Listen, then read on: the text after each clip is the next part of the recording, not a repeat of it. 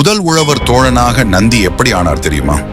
முன்பொரு நாள் மனிதர்கள் தங்களின் வாழ்க்கையை எப்படி சிறப்பாக நடத்த வேண்டும் என்று சிவனிடம் அறிவுரை கேட்கச் சென்றனர்.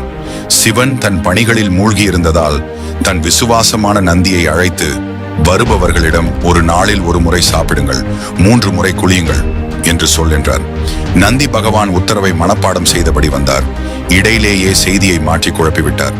நந்தி வந்தவர்களிடம் மாற்றி, நீங்கள் ஒரு நாளில் 3 முறை சாப்பிட்டு 1 முறை குளியுங்கள் என்று சொல்லிவிடுவார். மக்கள் அவ்வாறே பின்பற்றி நடந்தனர். இதனால் மக்களுக்கு மிகவும் உணவு பஞ்சம் ஏற்பட்டது.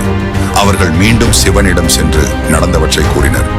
நந்தி, உன் தவறினால் தான் மக்கள் கஷ்டமடைந்தனர் என்று சிவபெருமான் கடுமையாக கண்டிக்கிறார். அதனால் தானியங்களை வளர்க்க அவர்களுக்கு நீயே உதவ வேண்டும் என்று தண்டனையிட்டார்.